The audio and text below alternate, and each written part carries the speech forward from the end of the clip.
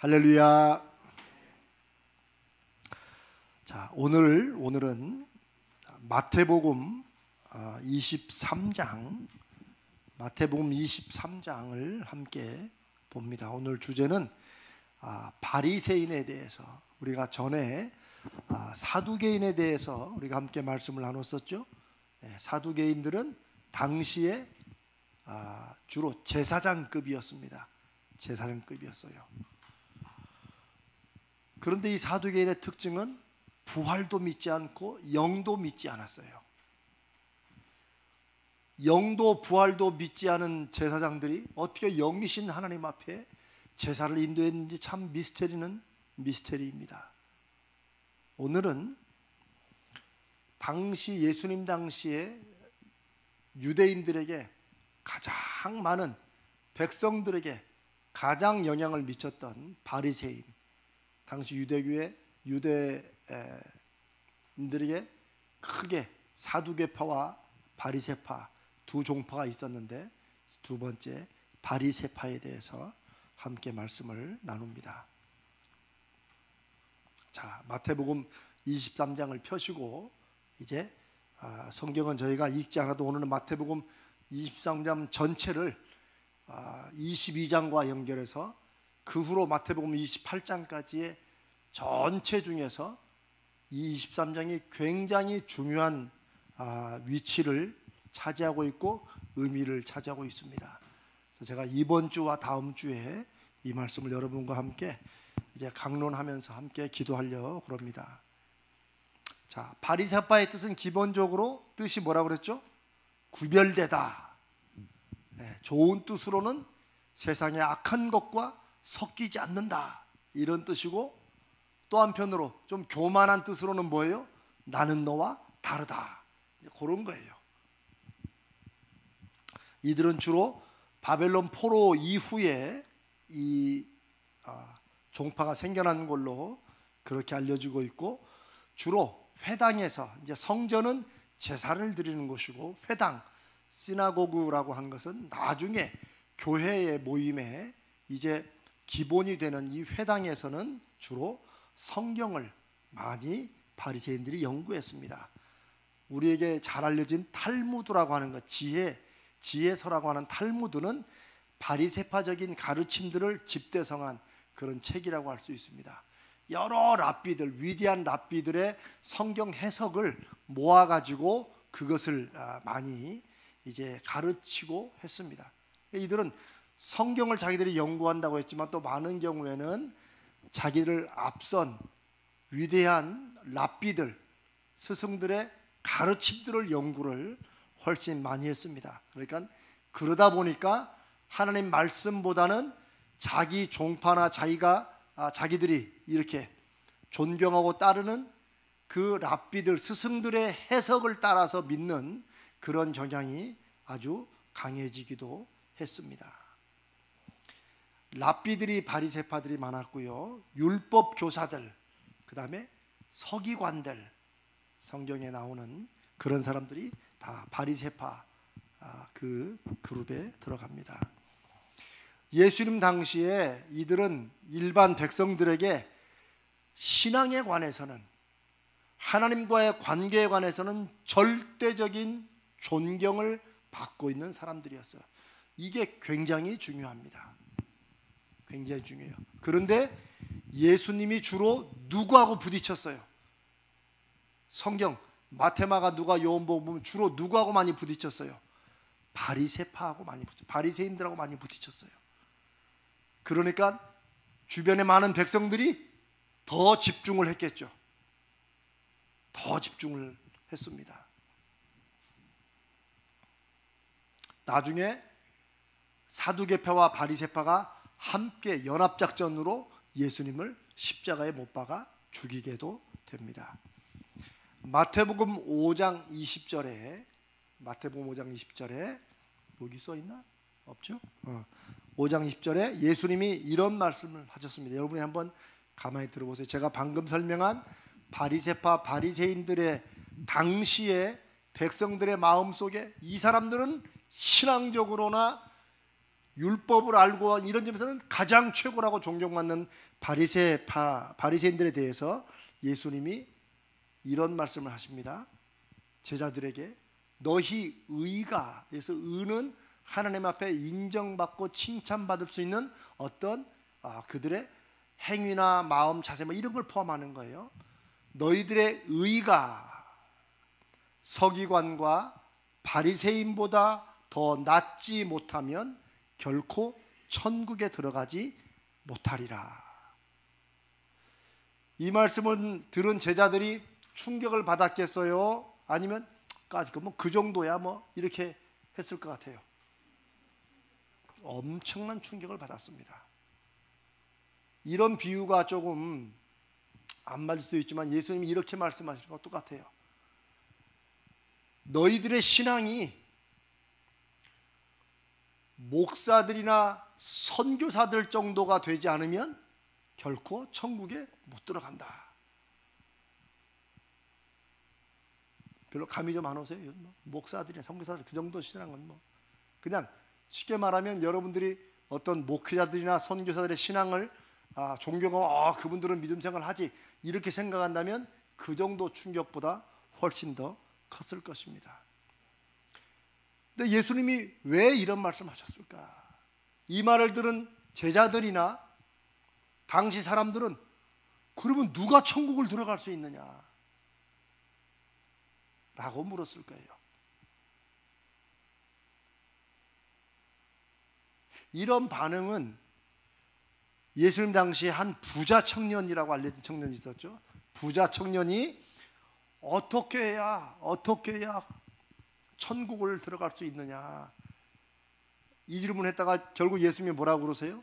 너에게 한 가지 부족한 게 있는데 그건 바로 네 재산을 다 팔아서 절반도 아니야 다 팔아가지고 가난한 자들에게 나눠주고 너는 나를 쫓으라. 그러니까 이 젊은 청년 관원이라고 할 때 당시에 아마 공무를 맡았던 젊은 청년 같아요. 이 청년이 어떻게 했어요? 실망한 채 예수님을 떠났어요.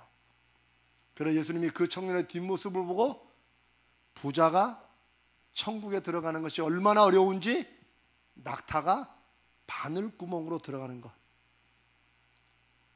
그것보다 더 어렵다. 그러니까 제자들의 반응이 뭐였어요?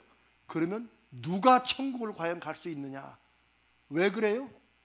당시의 사람들의 신앙관념 속에 부자들은 하나님께서 믿음 생활을 잘하니까 복을 주셔가지고 부자가 된 것으로 그렇게 이해를 했어요. 요즘도 그런 어떤 생각들이 없지 않아 있죠. 그러니까 서기관과 바리새인, 주로 바리새파가 많이 가졌던 그런 직업이기도 해요. 그런 어떤 그 사회의 활동 무대이기도 하고 너희 의가 서기관과 바리새인보다 더 낫지 못하면 결코 천국에 들어가지 못할 것이다. 예수님이 왜 이런 말씀을 하셨을까? 이 말씀이 굉장히 중요해요. 결론부터 말하면 당시 사람들이 이해했던 바리새인들의 신앙과 믿음 이것과 예수님이 보셨던 바리새인들의 신앙과 믿음은 천지 차이였어요. 전혀 다르게 봤어요. 어떤 면에서 예수님은 바로 그 말씀들을 하시기 위해서 세상에 오셨다고도 할 수 있습니다. 먼저 우리가 오늘 23장을 읽는다고 그랬죠. 23장 1절은 이에 예수께서 무리와 제자들에게 말씀하여 이르시되 하는 말로 시작됩니다. 이에 하는 말은 그때부터 하는 거예요. 그러면 요 23장은 앞에 22장에 일어났던 사건들을 예수님이 염두에 두시고 바로 그때부터 아니면 그로 인해서라고 22장과 연결되는 거예요. 뚝 떨어진 거라고 볼 수 없습니다. 이제 그걸 염두에 두시고 자 22장에 있던 내용들을 제가 간단히 정리해 보면 바리새인들과 논쟁 하나님 말씀에 대해서 바리새인들과 또 사두개인들도 등장해가지고 막 물어요.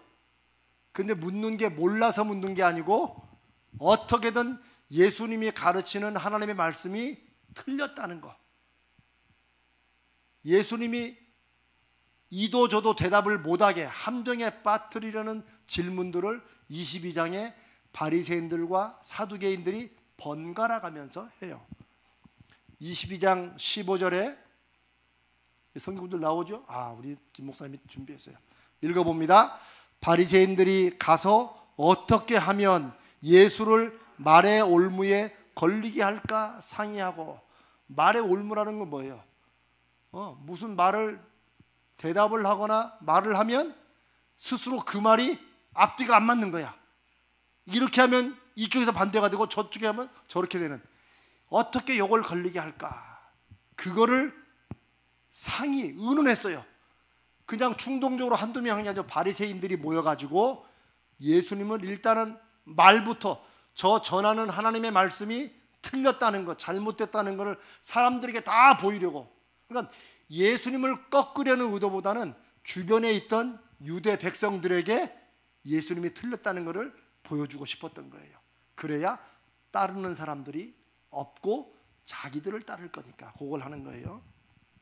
그래서 그 다음에 뒤에 보면 16절부터 이 사람들은 무엇을 묻느냐, 아주 정치적으로 민감한 질문을 합니다. 로마에게 세금을 내는 것이 합당합니까? 합당하지 않습니까? 우리나라는 일제 36년을 겪었기 때문에 이런 상황이 우리가 역사를 한번 짐작해 보면 충분히 와닿아요.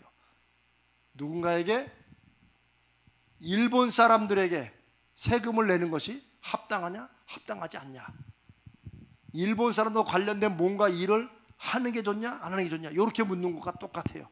이거는 꼼짝없이 걸리기 쉬워요. 왜? 로마인들의 세금을 내라고 그러면 이 사람들이 뭐라고 말할 거예요? 우리를 지배하는 저 로마 적들에게 세금 내어서 저들을 이롭게 하는 게 이스라엘 백성이 할 행동이냐, 매국노로, 이렇게 대답을 할 거예요. 받아칠 거죠. 그러나 반대로 세금을 내지 말아라 그러면 이 사람들은 당시에 권력과 연결된 사람들이에요. 그러면 바로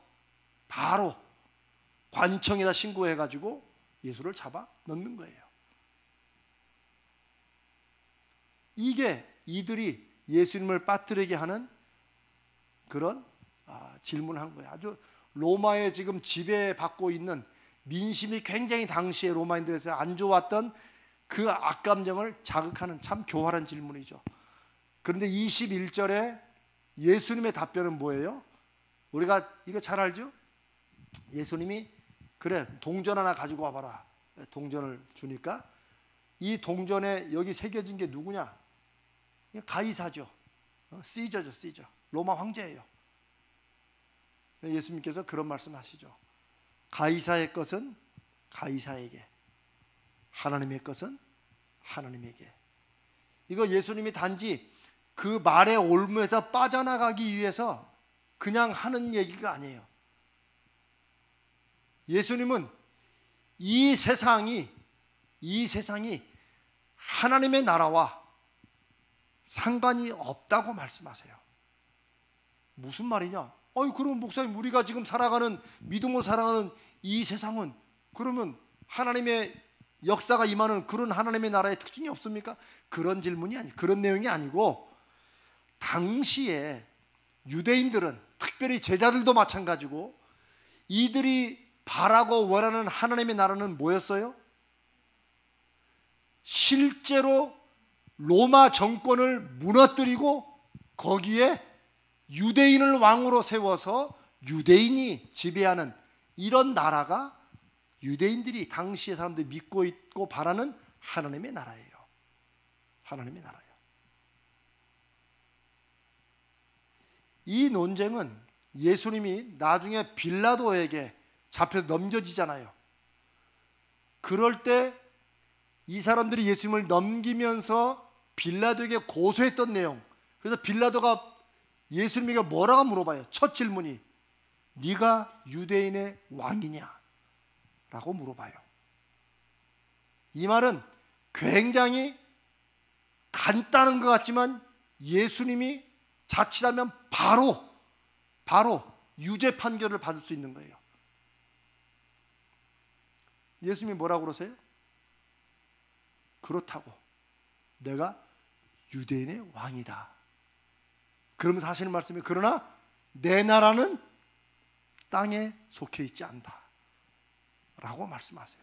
빌라도는 잘 이해는 못했지만 일단 왕은 왕인데 이게 종교적인 왕이구나 요 정도 생각했어요.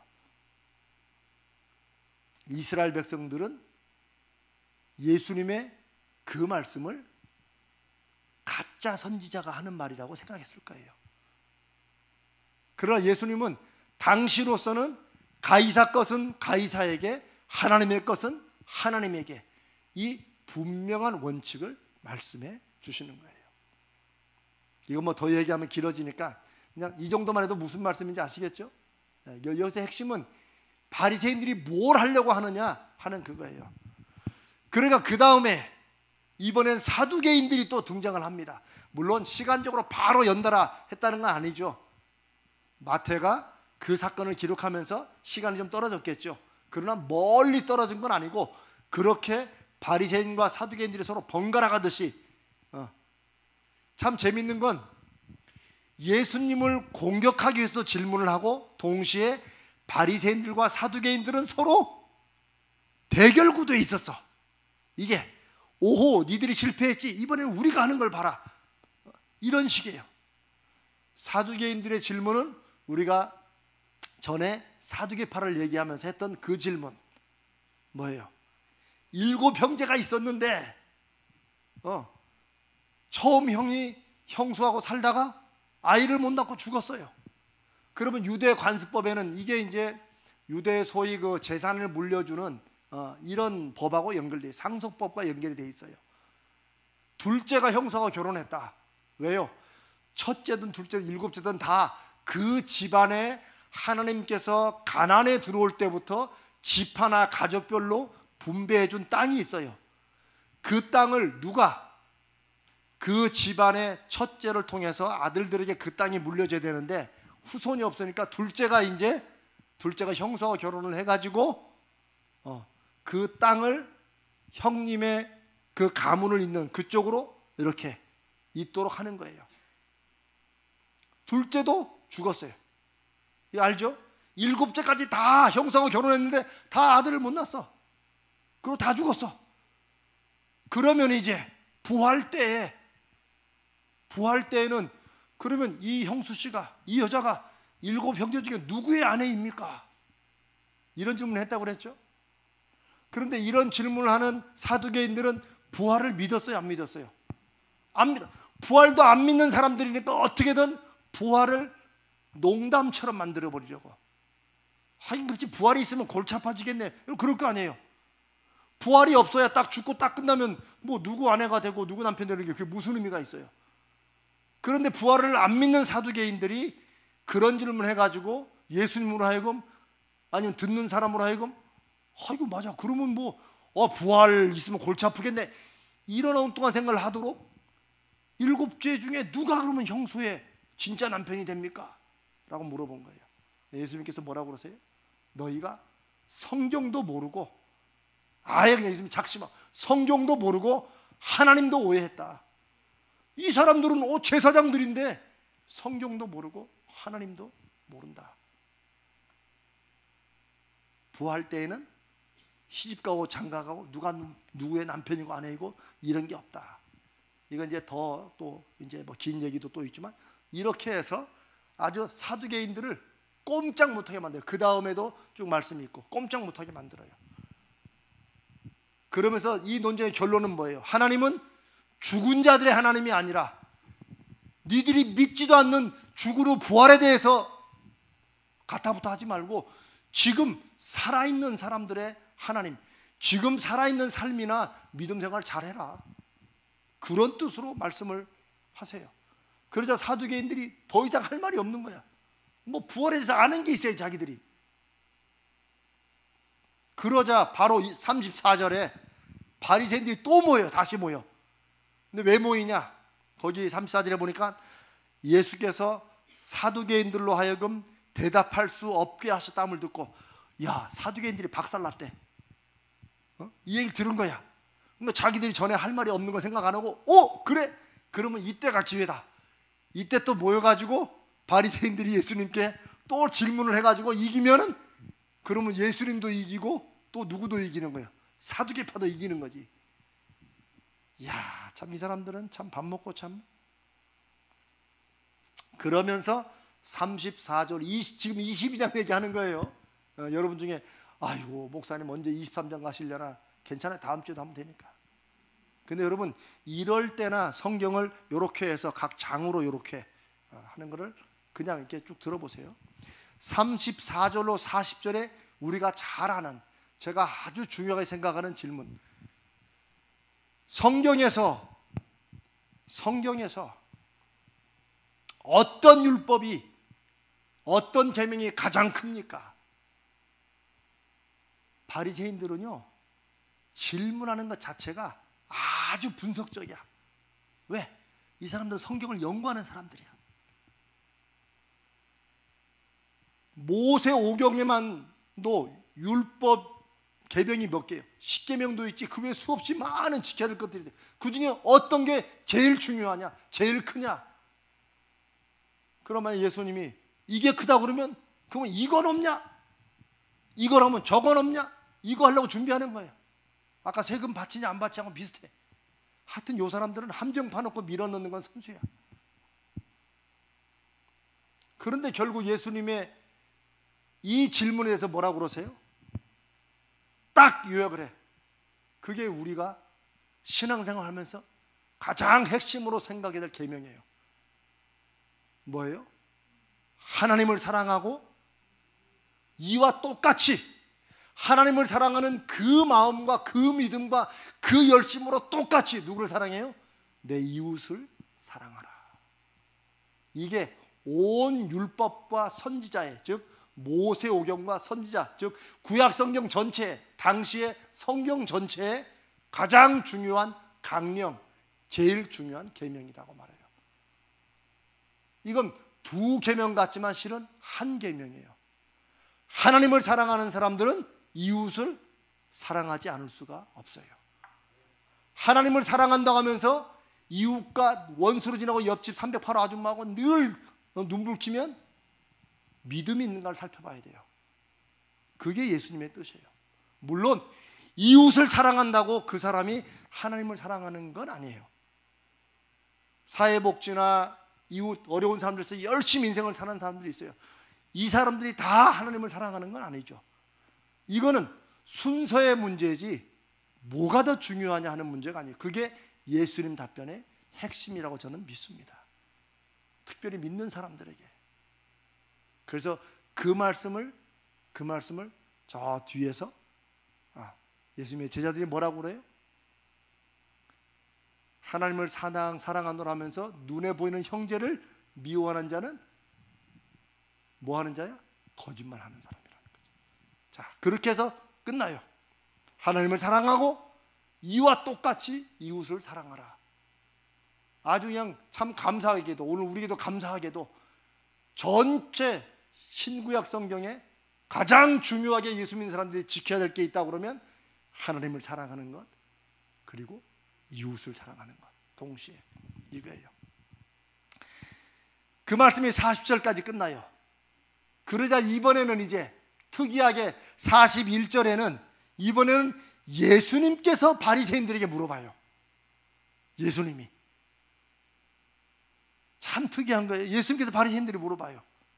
그러면서 내용을 간략히 요약하면, 자, 그리스도, 이 사람들이 성경을 연구했으니까 잘 알고 있는 하나님이 보내시기로 예정하신 기름을 부은, 하나님께서 기름을 부어서 이 땅에 보내실 메시아, 그게 그리스도예요. 자, 그리스도가 누구의 자손이냐라고 물어봐요. 이 말은 뭐냐면 그리스도가, 하나님 보내실 메시아가 누구 집안을 통해서 오신다고 했느냐? 이거 유대인들은 다 알고 있었어요. 우리도 다 알아요. 자, 누구의 자손으로 와요? 아브라함과 다윗의 자손으로 와요. 그러니까 성경을 잘 아는 바리새인들이 다윗의 자손이지 딱 얘기해요. 그 정도 가지고 딱 뭐 이런 생각을 했을 거예요. 그러나 예수님의 그 다음 질문은 그거예요. 45절에 시편을 인용하시면서 그런데 그런 다윗이 어떻게 그리스도를 주님이라고 부르느냐는 거예요. 자기 후손 아니에요. 무슨 말인가 알죠? 다윗으로 봐서는 자기 저 몇 대, 십몇 대 손으로 나온 후손인데 그 후손에게 주님이라고 그렇게 부르냐는 거예요.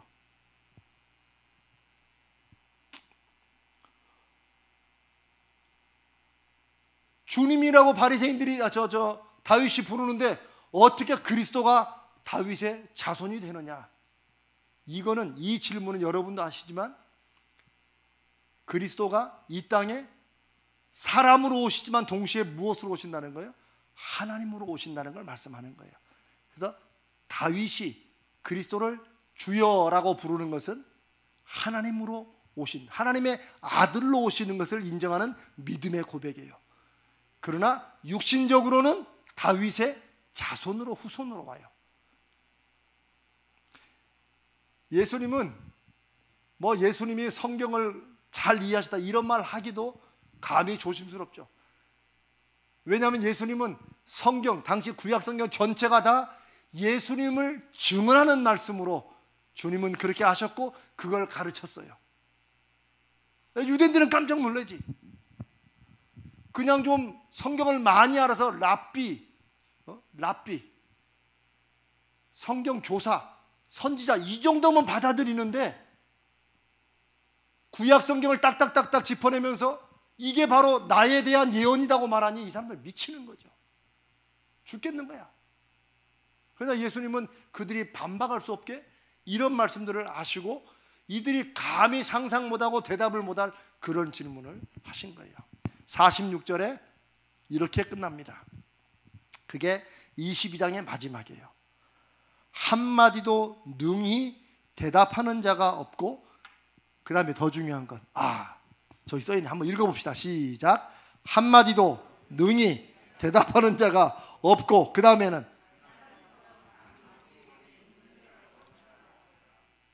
그날부터는 감히 그에게 묻는 자도 없었더라. 괜히 질문해서 자기들의 무식만 더 드러나. 그런데 놀라운 것은요 22장 요 끝으로 23장부터 마지막 28장까지는 바리새인들이 예수님과 질문하거나 논박하거나 이게 없어져요. 이게 없어져요. 그리고 23장은 이렇게 시작합니다. 이에 이런 논쟁이 있고 나서 예수님이 마지막으로 얼마나 바리새인들이 성경을 잘 안다고 끄덕끄덕거리지만 메시아에 대해서 그리스도에 대해서 이 땅에 보내실 하나님의 아들에 대해서 얼마나 무지한지 그것을 예수님이 딱 짚어내니까 이 사람들 생각지도 못한 그런 말씀의 깊이에 감히 그날부터는 예수님께 묻지도 못해요. 이것으로 바리새인들의 논쟁은 끝이에요.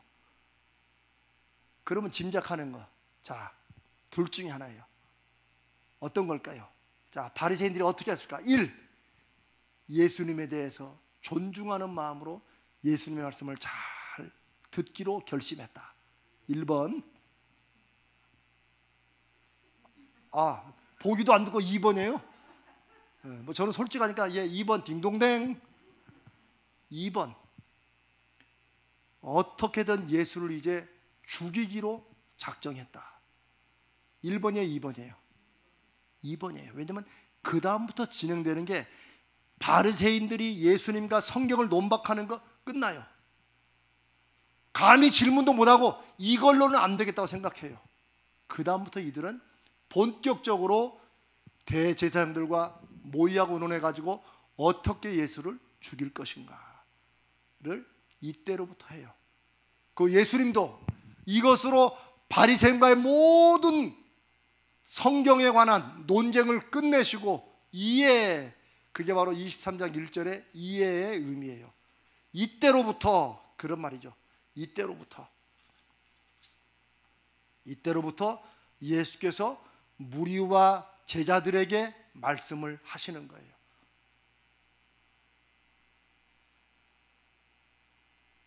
이 앞장 22장만이 아니고 저 앞에 아까 마태복음 5장에서부터 그랬죠. 너희의 의가 서기관과 바리새인보다 더 낫지 아니하면 천국에 못 들어간다로부터 예수님은 바리새인들을 관해서 그들의 믿음이 얼마나 헛된 것인가. 결론을 말하면 바리새인들의 믿음은 예수님 말씀하신 대로 위선적이에요. 외식하는 자들이야. 우리는 외식이란 말 안 쓰고, 우리 외식은 좋아하잖아요. 다. 응? 외식이 뭐예요? 밖에 나서 먹는 게 외식이지. 근데 성경에는 그 외식이 위선자라는 뜻이에요. 말하고 행동이 다른 거. 예수님은 바리새인들을 그렇게 보셨어요. 이게 여러분들이 성경에서 바리새인을 이해하는 핵심이에요. 위선자다. 말은 번지를 한데 자기도 안 믿고 행동도 당연히 안 믿으니까 없다. 이게 예수님이 오시는 바리새인들이에요. 사두개인들은 믿지도 않는 거, 영도 안 믿는 그런 사람들이 보이시지 않는 하나님을 제사하느라고 먹고 사는데 참 분주했겠다. 이제 저는 그렇게 이해합니다.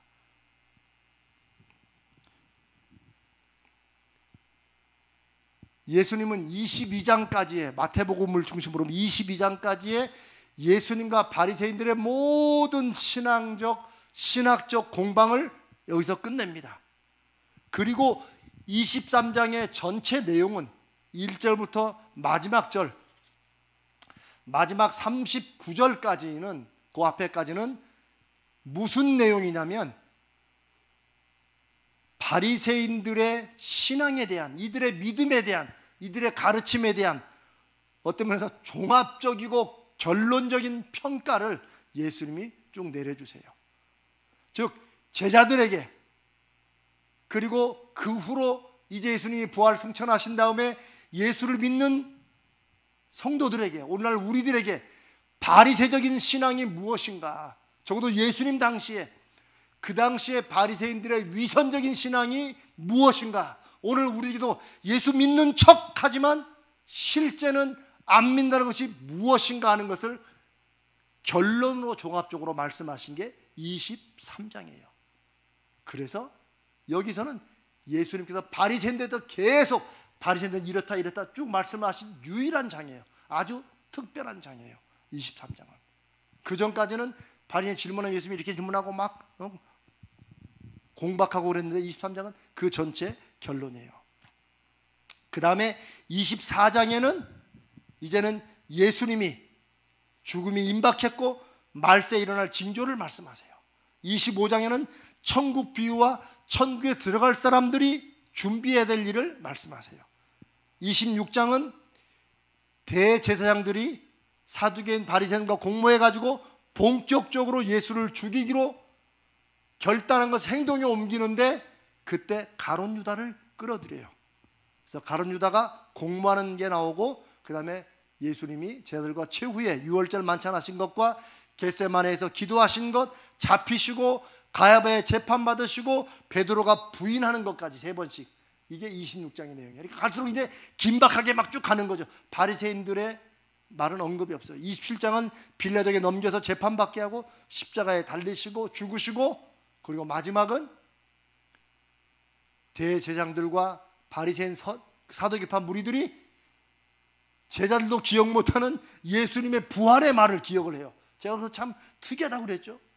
제자들은 그렇게 부활을 얘기해서도 기억도 못하는데 오히려 반대, 적들은 예수님이 부활한다고 했다 3일 만에. 근데 이 사람들은 믿은 건 아니지, 부활을 믿은 건 아니에요. 그 말을 기억하고, 그러니까 그 무덤 앞에 군인을 두어서 지켜야 됩니다.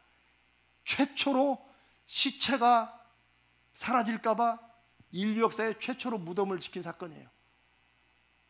그게 27장의 마지막이에요. 28장에 이제 예수님을 사랑했던 여인들이 예수님의 무덤을 향해 가요. 왜? 부활을 만나러? 아니에요. 죽은 예수님 시신의 향품 바르러 가요. 이게 부활절 새벽에 일어난 일이에요. 제자들은 죄송합니다, 퍼질러 자고 있었겠죠. 예수님의 부활은 생각도 못하고 무서워서 숨어 있었겠죠. 그리고 예수님이 부활하시고 제일 마지막에 내가 세상 끝날까지 너희와 함께 하겠다는 말씀으로 마태복음이 끝나요.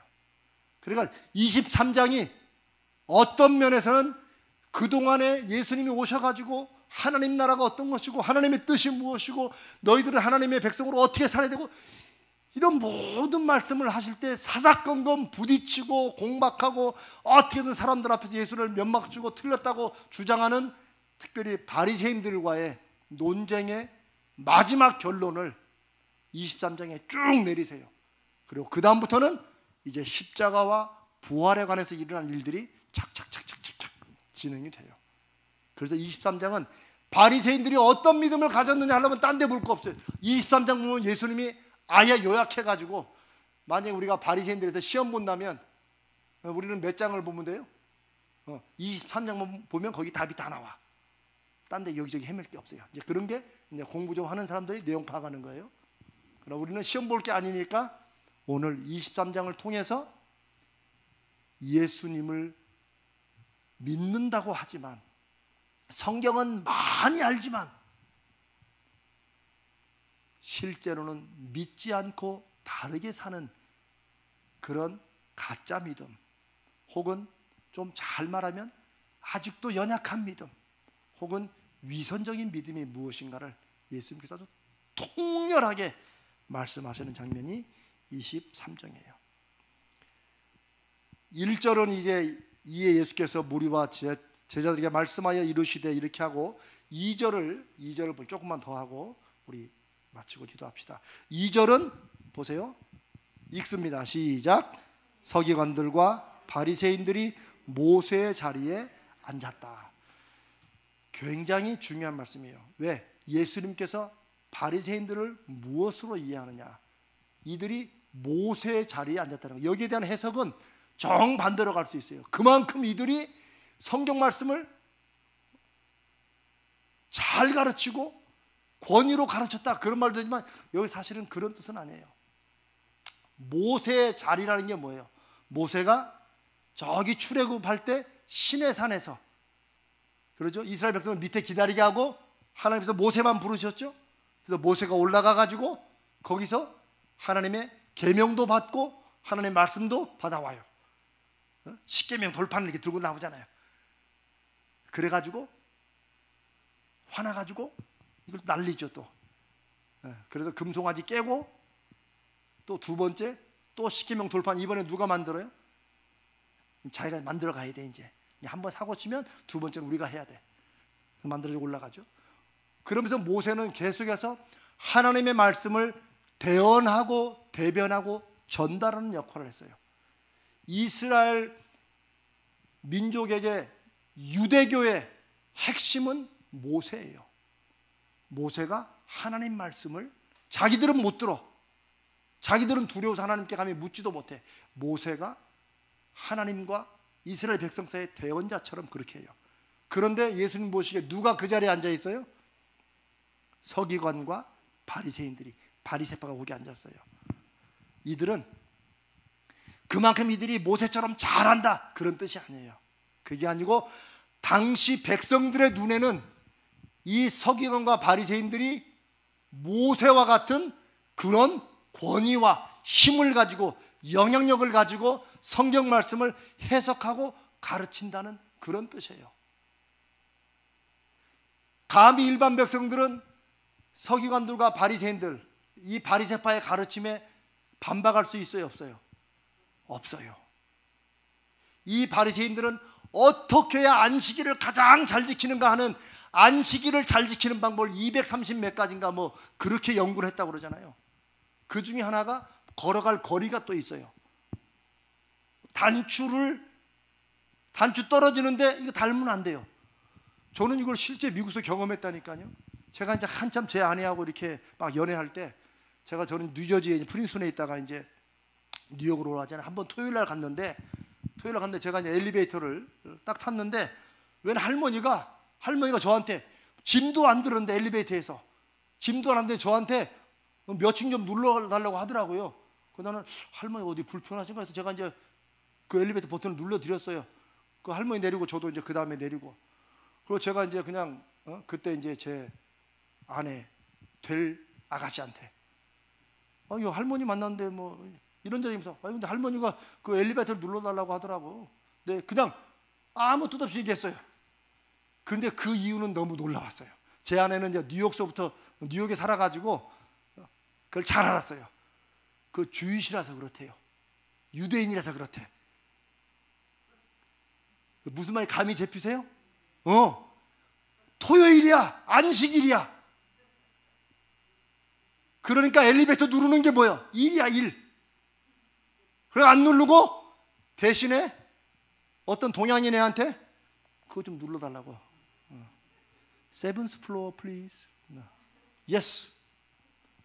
근데 저는 그 얘기 듣고 아니 그럼 걸어 올라가면 되잖아. 그게 유대인들의 뭐 제가 그 할머니 한 분 가지고 다 평가는 아니지만 제가 느낀 건 그거예요. 유대인들이 어떻게 하면 안식일을 잘 지킬 것인가. 그런데 자기가 희생하고 수고할 것보다는 남들을 시켜서라도 자기는 그 계명을 안 범하면 된다고 생각하는 거예요. 무슨 말씀인지 알겠죠? 물론 제가 유대인이나 바리새인들의 신앙을 완전히 제가 뭐 함부로 이렇게 평가하는 게 아니고, 마치 위선적인 바리새인들이 하는 것이 바로 이런 거 비슷하다는 거야. 자기는 일을 안 하면서 남들은 시켜먹고 거기에 그 열매는 받으려고 하는 이런 게 있어요. 모세 자리에 앉았지만 모세 같은 역할을 제대로 해요, 못해요? 못해요. 왜? 나중에 예수님이 뭐라고 말씀하세요? 바리새인들에게 눈먼 자가 눈먼 자를 인도하는 것 같다. 소경이 소경을 인도하는 것 같다. 그거예요. 모세 자리는 앉았는데, 자리는 앉아있지만 하나님의 말씀은 제대로 분별을 해요, 못해요? 분별을 못하면서 다른 사람에게 이런 게 하나님의 뜻이라고 가르쳐가지고 소경이 소경을 인도해도 둘 다 지옥에 빠지는 것 같다고 예수님이 말씀하시는 거예요. 그러니까 모세의 자리에 앉았다라는 말이 이들이 제대로 뭔가 못한다는 걸 말씀하는 거예요. 누가복음 11장 52절에 보면 성경 말씀이 있죠? 한번 읽어봅니다. 시작. 화 있을진저 너희 율법교사여, 너희가 지식의 열쇠를 가져가서 너희도 들어가지 않고 또 들어가고자 하는 자도 막았느니라. 요 뒷부분은 우리가 다음 주에 설명합니다. 여기서 중요한 건 뭐예요? 율법교사야 하는 건 바리새인들을 또 가르치는 거예요. 근데 이 사람들이 뭘 가지고 있어요? 지식의 열쇠를 가졌다. 여러분, 교회는 뭘 가지고 있어요? 천국의 열쇠를 가지고 있어요, 교회는. 그러니까 우리가 신앙생활을 제대로 잘해야 돼. 함부로 이거 하면 안 돼요. 왜? 교회에 예수님이 천국의 열쇠를 주었기 때문에 그래요. 교회를 통해서 천국에 들어가냐 못 들어가냐 여기 결정된다는 거예요. 제 말이 아니에요. 예수님이 그렇게 말씀하신 거예요. 그런데 여기 바리새인들은, 율법 교사들은 지식의 열쇠를 가졌어요. 어떤 지식일까요? 하나님의 말씀을 이해하고 해석하고 전달하는 이런 지식이 뛰어났는데 마치 그게 하나님이 주신 열쇠를 가진 것처럼 이들이 가졌다고 예수님이 말씀하시는 거예요. 그런데 막상 이들은 당대에 성경과 관련한 지식을 배우고 가르치는 자들의 특권과 사명을 가지고 있었지만 제대로 해요, 안 해요? 제대로 안 하죠. 왜? 그 다음 구절에 너희도 들어가지 않고 지식의 열쇠를 가지고 여는데 하나님 말씀의 그 깊이로 지들도 안 들어가고 또 뭐예요? 다른 사람도 못 들어가게 막는 거.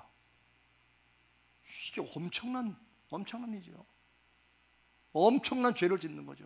그 다음에 더 크고 놀라운 말씀이 나와요. 지식의 열쇠를 가지고 정반대의 일을 행하고 있다는 비판을 예수님께서 이제 23절에 2절, 3절에 쭉 설명을 하시는 거예요. 오늘은 여기까지 하면 다음 주는 이제 3절 하겠습니다. 여러분, 항상 우리는 성경을 읽고 말씀을 나누면서 옛날에 그랬었더라 이렇게 생각하면 오해예요. 제가 그랬죠? 예수 믿는 그리스도교, 기독교는 그런 신앙이 아니라고.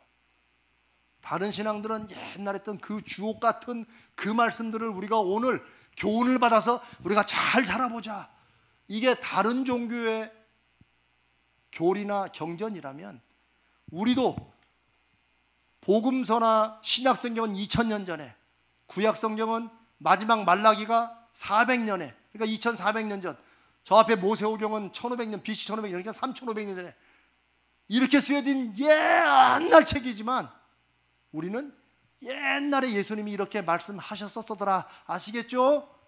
이게 성경을 읽는 이유가 아니에요. 제가 오늘 성경 말씀을 여러분들과 함께 나누는 것은 지금, 어제나 오늘이나 영원토록 동일하고 살아 역사하시는 주님께서 성령으로 지금 우리에게 말씀하시는 거예요. 우리가 지금까지 약 40분 동안 바리새인들을 공박했지만, 예수님은 옛날에 바리새인들이 그랬었다를 우리에게 가르치게 하는데 목적이 있으시잖아요.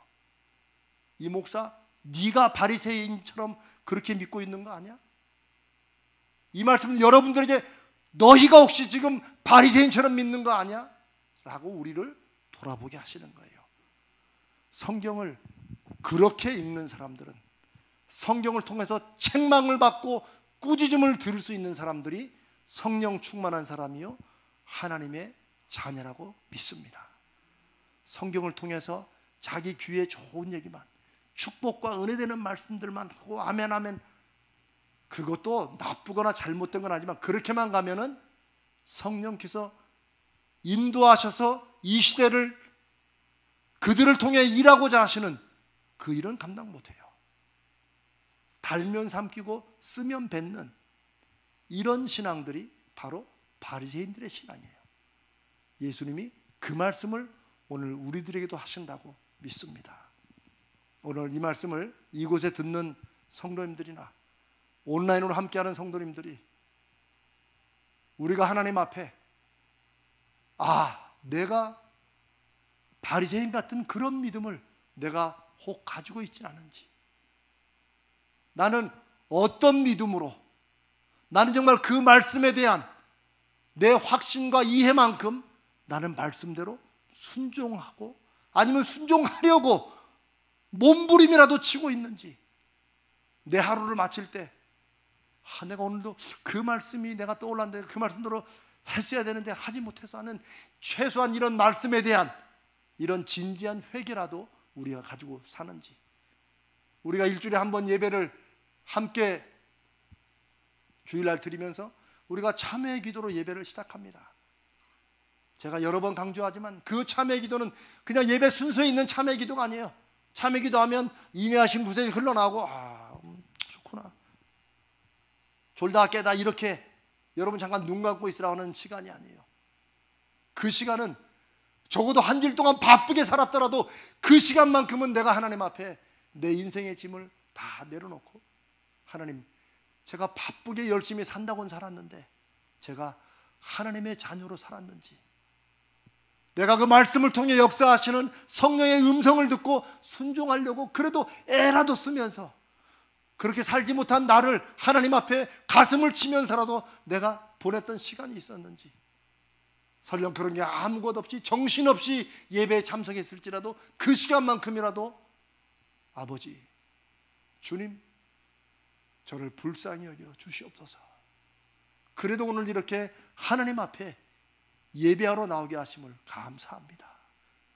저를 새롭게 하시고 다시 소금과 빛으로 살 수 있는 믿음의 힘을 주옵소서.